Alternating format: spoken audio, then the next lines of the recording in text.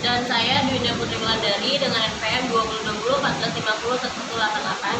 Nama saya Putri Hasanah dengan NPM 2020 1450 1175. Nama saya Lydia Putradi dengan NPM 2020 1450 1172. Nama saya Hanifah Tuham dengan NPM 2020 1450 1181. Membacakan materi tentang biaya modal.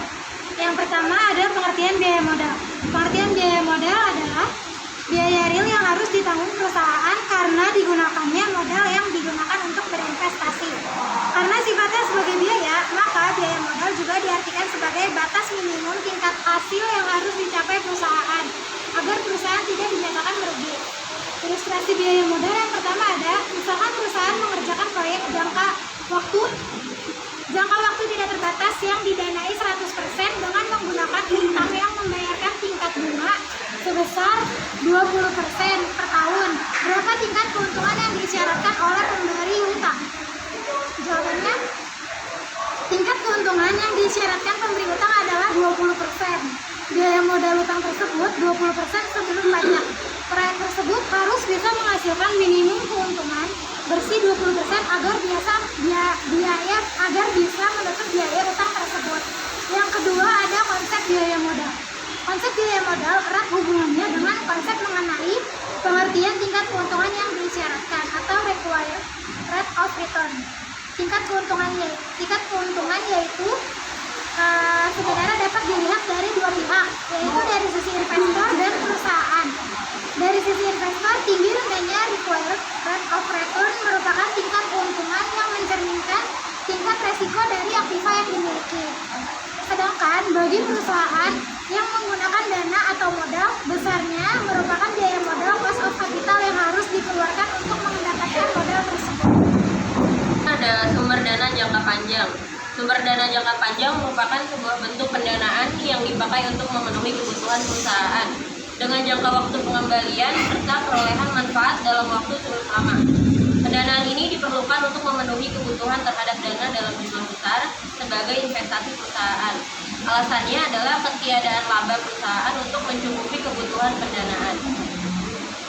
Di sini ada biaya hutang jangka panjang. Biaya hutang jangka panjang adalah biaya atas hutang jangka panjang berupa obligasi, yaitu biaya hutang yang ditanggung oleh perusahaan yang menggunakan dana uang tidak lain sebesar tingkat keuntungan yang disyaratkan oleh investor atau pemilik dana.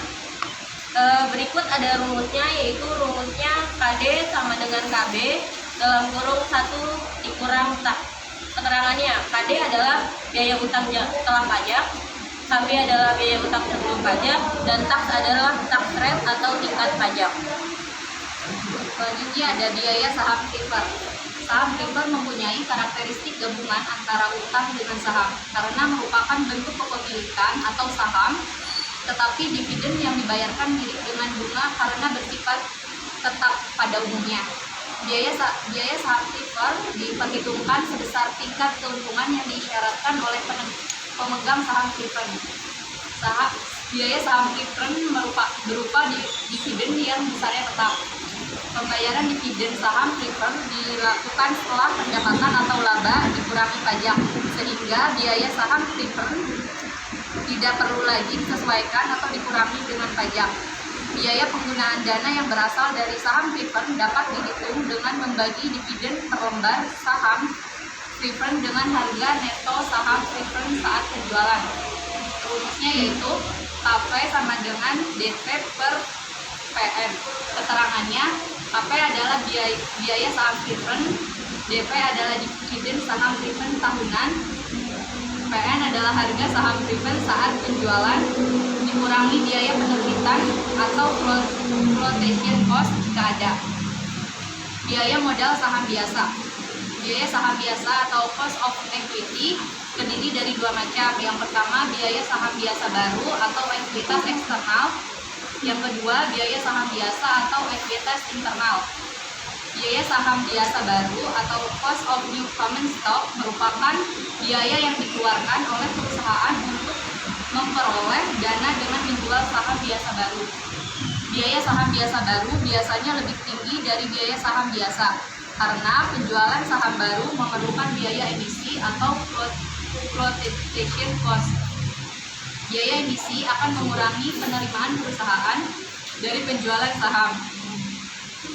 Model Garden yaitu memperhitungkan biaya emisi atau flotation cost.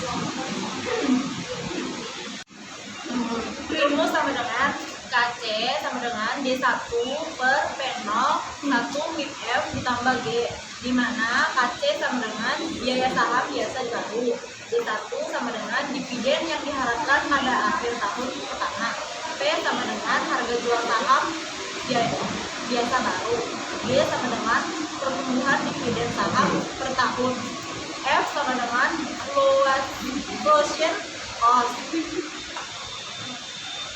Biaya saham biasa atau cost of common stock sama dengan biaya laba ditahan dan merupakan tingkat pengembalian yang diminta oleh pemegang saham biasa perusahaan.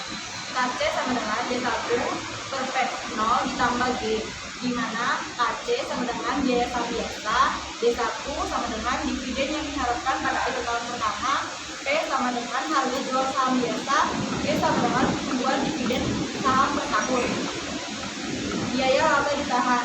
Laba ditahan adalah bagian dari laba bersih yang ditahan dan tidak dibayarkan kepada investor dalam bentuk dividen sebagai dana berjaga-jaga atau tambahan modal cadangan. Laba ditahan disebut juga sebagai retained earnings. Laba ditahan dapat juga diartikan sebagai sisa laba bersih yang telah dikurangi dividen. Selanjutnya, biaya modal rata-rata tertimbang. Biaya modal rata-rata tertimbang adalah tingkat rata-rata yang diharapkan akan dibayarkan perusahaan kepada semua pemegang sekuritasnya untuk membiayai asetnya. WACC biasanya disebut sebagai biaya modal perusahaan. Yang penting, itu ditentukan oleh pasar eksternal dan bukan oleh manajemen. Rumusnya ialah WACC sama dengan WD titik KB buka kurung 1 mintak tutup kurung ditambah WP titik KP ditambah WC titik KC. Lalu keputusan biaya marginal. Definisi biaya marginal adalah penurunan atau peningkatan dari total biaya suatu perusahaan. Biasanya hal ini terjadi karena ada penambahan atau pengurangan satu unit produk tambahan. Cara menghitung biaya marginal. Cara menghitung biaya marginal adalah dengan membagi pelengkap atau total cost dengan rumus FC sama dengan delta TC per delta. Sekian presentasi dari kelompok kami, kurang lebihnya mohon maaf. Wassalamualaikum warahmatullahi wabarakatuh.